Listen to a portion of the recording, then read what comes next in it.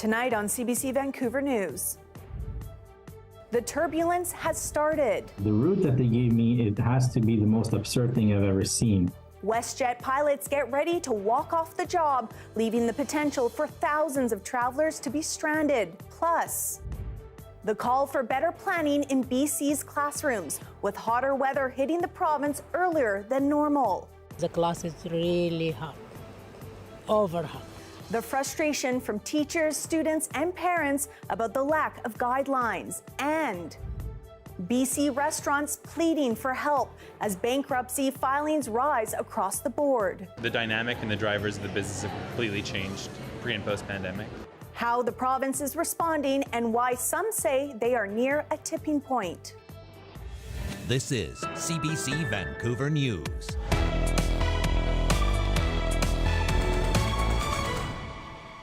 Good evening. Thank you for joining us. I'm Janella Hamilton. Anita is away tonight. With a pilot strike anticipated to begin tomorrow morning, WestJet has preemptively canceled dozens of flights across Canada and left thousands of passengers scrambling ahead of the May-long weekend. CBC's Michelle Gassoub has more on the frustration and confusion at YVR. As the clock counts down towards a possible pilot strike, some WestJet passengers flying today thought they'd make it through by the skin of their teeth. But no such luck.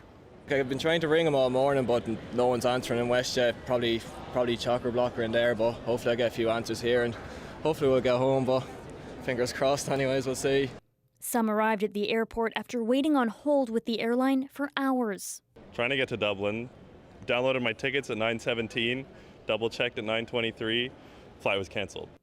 WestJet carries 28% of Canada's domestic flights. The Calgary-based airline has cancelled 100 flights so far across Canada, 30 of them in and out of Vancouver. This travel agent says the airline began cancelling international flights as early as today to avoid the hefty cost of parking planes abroad. WestJet is not going to want to have those planes stranded overseas if job action does happen on Friday. So we are seeing them being proactive and canceling flights today. YVR CEO says the airport has made 16 spots available for WestJet to park their planes and has brought on extra staff to deal with the potential fallout. We are worried about international passengers that might be coming from the Philippines or Taipei, who are then connecting on with WestJet to Western destinations in Canada, that they may have some delay in their rebooking and so may find themselves stranded for 24 hours or more at YVR. Negotiations between WestJet and the pilots' union started last September, with the pilots pushing for improved pay, job security, and schedules, demands the airline's CEO has called extreme. With negotiations currently at an impasse, travelers with flights booked from now until Sunday are entitled to a full refund. It's been a year and now I was eager to get home as well, see the dog, see the family and all, but now it's something, I don't know what the story is now, like if it's going to be covered or it's going to be changed or what's going to go on with it, really. Pilots have gone on strike in Canada before. In 1998, more than 2,000 Air Canada pilots walked off the job for nearly 2 weeks. Michelle Gassoub, CBC News, Vancouver. Schools in some parts of the Lower Mainland are facing an unusual problem in the month of May. It's hot, really hot. And as Susanna De Silva reports, it's raising questions about safety in the classroom. What's it like in the classrooms at the moment? Really hot. Elementary school kids can be pretty flexible when it comes to temperatures, but some admit this week has been a little uncomfortable.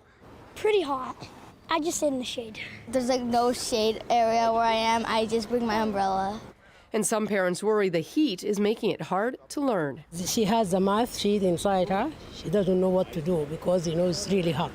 Something teachers have seen as well. Especially for the younger students who are less able to regulate themselves, you do see behaviours come out and the students get irritable. Many BC schools don't have air conditioning, but also don't usually see 30-plus degree temperatures in the middle of May. They're saying, what is the maximum temperature that I have to tolerate in this classroom? It's 31 degrees, help. The Surrey Teachers Association has been fielding calls from teachers at almost 24 schools who want clearer protocols. The district has a heat stress policy. Classrooms can be up to 39 degrees heat and teaching can still continue. The teachers in those situations are asked to adjust their teaching so that it's a form of resting. District officials say they are offering support and strategies for teachers, but admit even some recently built schools don't have air conditioning. We do rely on the medical expertise of our regional MHO to help guide the safe operation of our schools. While announcing a new school today, BC's premier says it and all other new ones will have AC. As for the old ones, it's up to the district. We've made significant investments supporting school boards in upgrading HVAC systems and air conditioning systems across the province, including here in Langley, because we know that we're going to see those higher temperatures. A new reality brought on, experts say, by climate change. Susanna De Silva, CBC News, Surrey. One day after an evacuation alert was lifted for the city of Fort St. John, residents in other parts of the Prince George Fire Centre remain under evacuation, with hundreds sheltering in Dawson Creek. You go through anything tragic, like there's the good that comes out of it. And up here, it was about the community came together and really, everybody was willing to go to any length just to do whatever they could to help those that were in need. Mayor Dober says 900 evacuees are currently living in his city. On Monday, the city was briefly forced to redirect evacuees to Prince George over capacity issues. It has since freed up extra accommodations. Environment Canada says wildfire smoke has been widespread throughout northeastern and central BC and may be bound for the southern interior and lower mainland as well. Residents are warned the smoke is likely to worsen over the next day. In Kelowna, schools are keeping kids indoors during recess and lunch because of the air quality. An open fire ban is in place across the province. Fireworks, burn barrels, and air curtain burners are also prohibited. Meteorologist Johanna Wagstaff is off today, so Colette Kennedy has our weather tonight. Colette, any relief on those smoky skies and the increasingly dry conditions? Yes, really looking for some answers or a bit of help from the weather pattern, right? Well, let's start with the first part of the question and the smoke. I'm going to lay down this on the graphic, which is the carbon or black carbon, so the soot in the atmosphere, and look how dramatic that is. So there is the smoke and how widespread it is across North America. And then just talking about how it's pushed out towards the lower mainland today, coming down through the interior, well, the prevailing winds are going to shift towards the southwest in the upper atmosphere. So one area where we actually are going to see some improvement with the smoke receding would be for the lower mainland. Looking at where we have the air quality statements at the moment in place and how widespread those are. Now, why don't they follow that whole area of smoke? Because this is a problem actually at the surface with the respiratory issues that accompany this kind of smoke in the atmosphere. Those other areas I showed you where it's expanded to, that tends to be in the upper atmosphere, and it tends to ebb and flow as the winds change. Now, for the next 48 hours, could we see some rain coming in? Or just to answer that second part of the question with the dry conditions, a bit of convective stuff into the interior. We have that marine layer with some drizzle, where we're not requiring it further to the west. It's not really till we see that ridge sliding a little further to the east, and we have an upper trough that develops that as we get into Sunday, we'll see a little bit more widespread convective stuff, but also what will be in there will be a bit of a cooling for 2 to 3 days where the temperatures come down. They're a little cooler tomorrow, but certainly we've got some warm readings in here. Kelowna at 32, Whistler, you may be a little bit warmer than that, actually. For Vancouver, tomorrow morning, 15, 23 into the afternoon, 27 inland with a humidex value that's actually going to be close to 30 degrees. So, yes, it's nice in terms of weather heading into a long weekend, but we do want to see some help because we need it in so many areas. So the temperatures, they come down a little bit there for a few days as we go towards Victoria Day, and then what do? They will be popping back up again. So a situation we're watching very, very carefully, obviously. Thanks so much, Colette. The restaurant sector is pleading with the government for help, and in BC, CBC News has learned that help is coming soon. It comes as bankruptcy soars in Canada. As our Tanya Fletcher reports, inflation, labor shortages, and COVID debt are creating the perfect storm of closures. Here's the wine fridge, all the white. Matthew Senecal-Junkier owns this restaurant in downtown Vancouver. Pre-pandemic, it was a breakfast and lunch hotspot. But the daytime office crowd never rematerialized after COVID, so they turned the back into a wine bar in the evenings. It's now an essential part of their business. The dynamic and the drivers of the business have completely changed pre and post pandemic. One of the biggest challenges right now, soaring inflation. Menu prices in BC went up an average of 6% last year, despite cost increases of up to 30%. So I think there's sticker shock. You know, when we opened the business, a $9 sandwich sounded really expensive. And today, you know, with the cost of ingredients that we use, a $14 sandwich is too cheap. Labor shortages are another major sore spot. 80% capacity is all restaurants are operating at because of the labor shortages. We've had 2/3 of our members that are cutting operating hours because they just don't have the staff. And the third blow, pandemic-related debt. He says nearly a quarter of restaurants that have yet to repay COVID loans will never be able to fully do so. So the combination of those factors make it really difficult for restaurants to generate the income to become profitable. And what we saw in the latest numbers is an alarming number at that 51% of restaurants are not making any money. They're unprofitable. The deadline to pay back federal loans is December 31st, which is a one-year extension from the original date. But the restaurant industry is lobbying the federal government to extend that deadline another 36 months, and they want Ottawa to respond by the end of this month. In BC, the restaurant sector has spent the last few weeks pressuring the provincial government for extra support.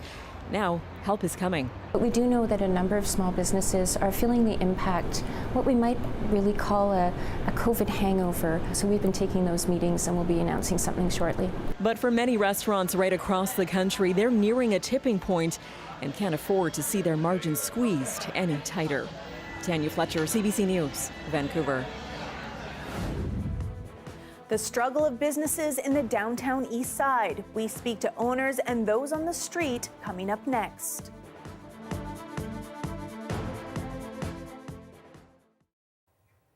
Thanks for staying with us during our commercial-free live stream. Inuvic's recent Muskrat Jamboree is an annual spring festival that has been running since 1957. It's a community event that showcases the cultural diversity of the Northwest Territories, and here are some of this year's highlights. Come to the Inuvik Jamboree!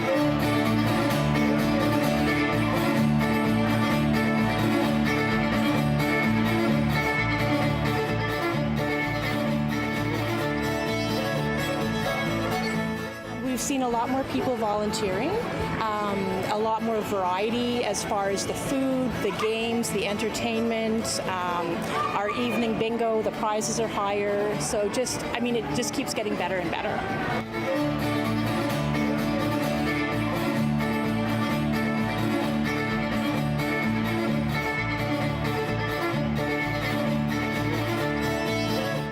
Salads and meats. The big hits always are, so for example, this year we have moose muskox that was given to us. This is fish from the area. This is rabbits. Down here, which would be a huge hit, will be the two, which are roast muskox, which was just caught locally and given to us, and the muktuk, which will go like right away. This jamboree to me is all about keeping our traditions alive. The Muskrat Jamboree started with a lot of old timers. It kind of got lost a little along the way, and then we do a lot of some other events that you have to prove your skills to make sure you can survive out on the land. So that's one of the things that's kind of dying with our young people today, and they're learning those kind of skills, and we're proud that we're able to let them showcase what they have and how they can do the things out on the land. They bring people in from all different age groups, and that's what we're trying to do today.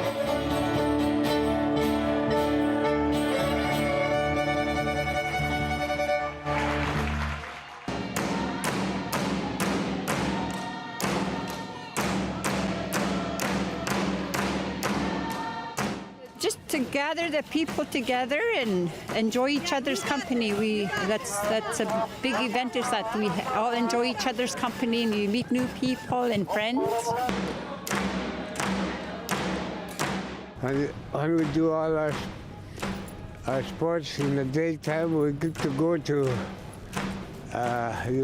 drum dance and the score dance. I guess that was the main part of our jamboree too, is because people enjoy dancing. Muskrat Jamboree in Nunavik is for everyone, and it's something that you should come out and experience because it's a lifetime thing you will never forget.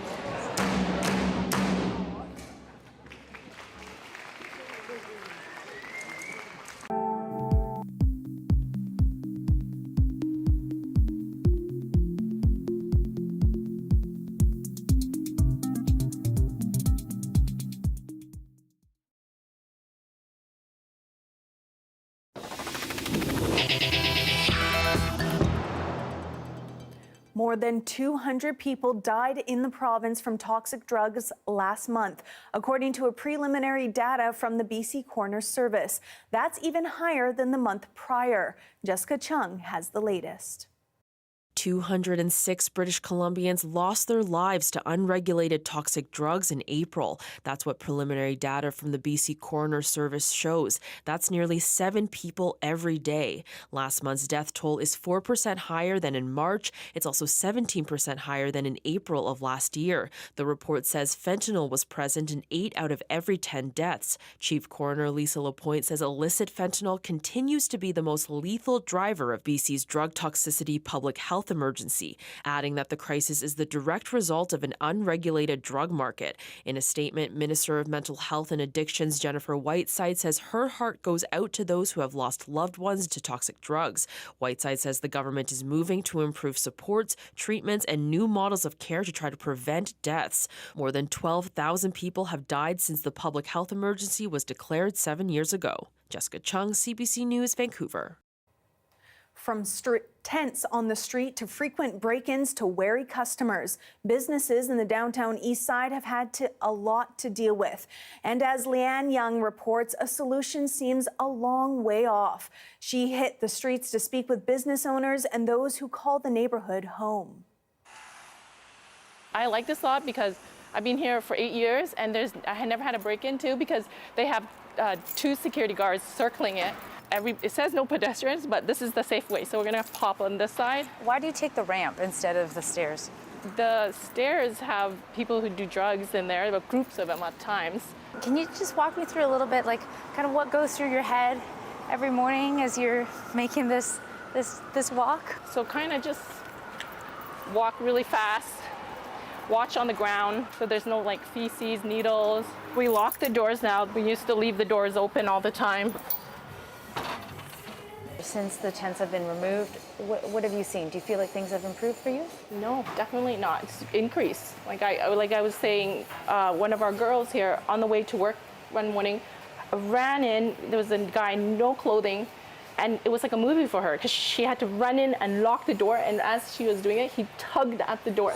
And over the last 8 years, how have things changed? You know, why are you still here in this location? Because it's our job, right? We have to pay the bills. All the girls, we all love what we do. Our clients love us. It wasn't like this. When we opened it in 2015, the vibe was there, you know, the streets, tourists, everything. But after that, you saw it just dropped. From your perspective, what do you want to see changed? The mentally ill, the drug users, they need help.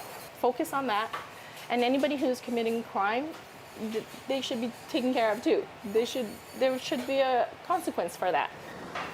Hello. Hi, Rasa. How long has your business been open? 1 year and a half. I expect to do better than what I do here. My food is perfect. Every customer are saying that, but I don't have lots of customers, enough customer, I mean. So why? Because of the neighborhood. Because lots of stranger people are coming in and then interrupting us and then stealing everything. Well, what do you want to say to the government, to policymakers, like about what the situation you're facing? Something. They have to do something. They need help. Some of them are not, are not mentally well. Yes, are not mentally well. This is not their problem. This is our problem, right? This is our problem. What can I do? Nothing. I just can give them food, free food, kind of like, but they don't need food. They need a space to live. They need home. You're usually kind of around this block? Yeah, I'm here every day, 11 to 4. So I'm curious to know, because like some of these businesses, they say they're happy to be here. They want to support the community as well. Do you ever frequent them? Some do, some don't. I get along good with this laundromat guy here. A lot of people hate him because he charges a lot. But I am kind of working, I sell an illegal substance, but I always carry under what the legal limit they say is now. Right. But that's only to keep my girlfriend off the corner. I work so she doesn't have to. Is it hard to try and coexist with businesses? I mean, people shouldn't be allowed to go into businesses and cause a scene and stuff. They should. There's a street f***ing Kermit the Frog just got $100,000. Hey, keep walking, man. There you go. I know him, I see him all the time. I think that kind of interruption is exactly kind of what some of these business owners say. Right? Yeah. But he's drunk, right? He's an alcoholic. I've never seen him drunk this early. So, that's kind of the way to deal with it. It's just to encourage people to move along, right? Yeah, there's no reason that people, you can't still not do the right thing. Do you ever worry that you're making other people feel uncomfortable? I hope not. I try not to. I'm polite to people all the time. When I see, whenever there's cruise ships in town, so there'll be a lot of tourists and stuff walking around. Especially if they have kids, I try and make sure they don't go turn right. You know what I mean? Yeah. I do my best to make sure they don't go down that way. Do you think it's possible for businesses to have a healthy, healthy business while still being down here? As long as these streets down here are going to be flooded with crystal meth, the problem of people causing scenes and freaking out periodically is not going to stop. So Justin gave us some insight into why people, who are having episodes, whether it be mental health or when they're using, they go into stores and they kind of cause a fuss sometimes. You got any thoughts on that? I really think some still they don't really have any control over it. I personally don't do stuff like that, but I know a lot of my friends that have been wired to drugs for a long time. They're just not the people that I grew up with anymore. They get sleep dep, right? Sleep deprivation, yeah. They don't sleep for days, and then it's irreversible damage, right? Drugs do to your brain. So once you get to that point, it's kind of it is what it is, and they go and they don't realize you can't really fault somebody like an insane person for doing insane things because they don't have no control over that. That's Leanne Young in the downtown east side. Tomorrow we'll be talking with Dr. Perry Kendall, BC's former Chief Medical Health Officer, on why the problem is getting so bad and why a simple solution is not possible. What happens when a cyclist collides with a bear and they both decide to go in the same direction? It's not good. That story is next.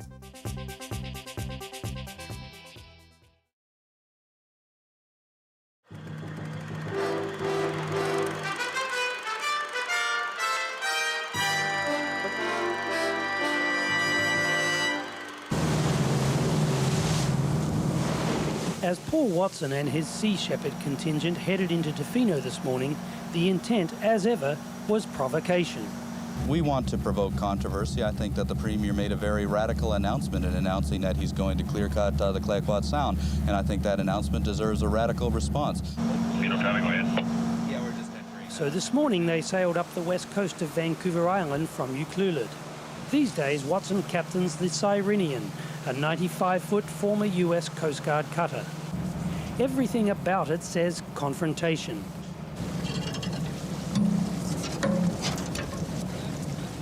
In front of a crowd in which the media outnumbered casual onlookers, one of Watson's crew members then announced his arrival.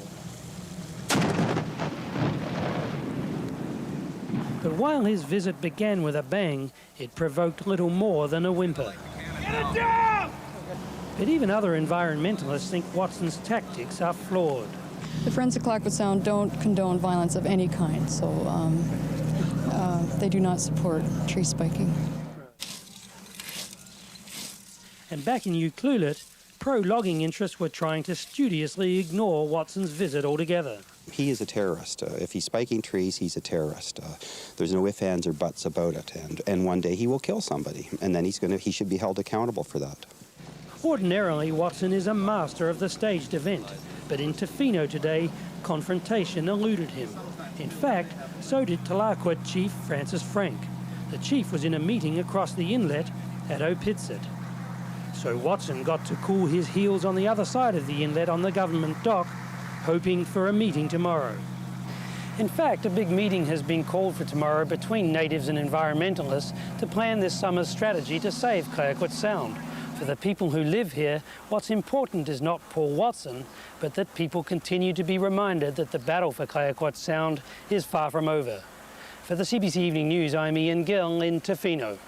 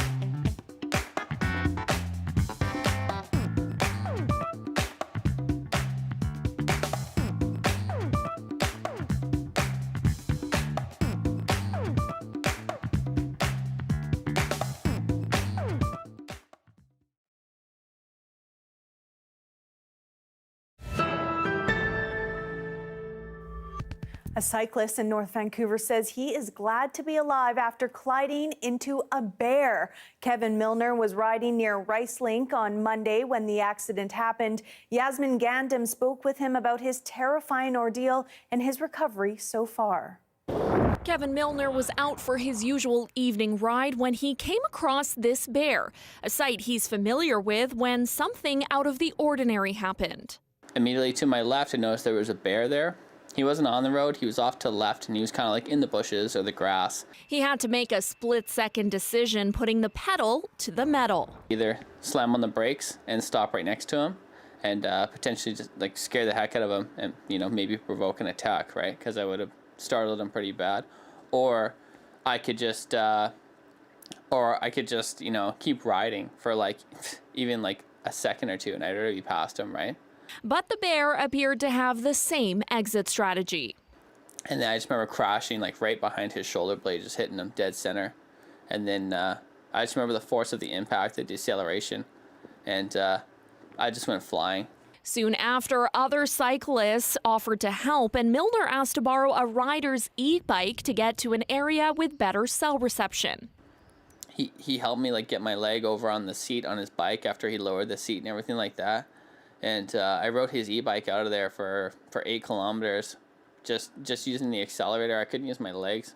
My legs were just totally shot. Paramedics then took him to Lionsgate Hospital. Among the injuries, a fractured scapula, cardiac contusion, bruised ribs, and swelling. But luckily, he has his wife to lend a helping hand. And make sure he has the bare minimum to get by while injured. Can you give me some water? Some water. Milner has been riding his whole life and has been training for a triathlon, a dream that is now on hold temporarily. You're not afraid to get back on a bike? Well, I can't wait to get back. As for the bear, Milner says he seemed just fine sauntering off into the bushes. Yasmin Gandam, CBC News, North Vancouver. Well, I have goosebumps watching that story. Talk about a close call, but glad to see he is still in good spirits and ready to get back on his bike. That is our show for today. Thank you so much for watching CBC Vancouver News. We hope to see you again tomorrow. Have a great night.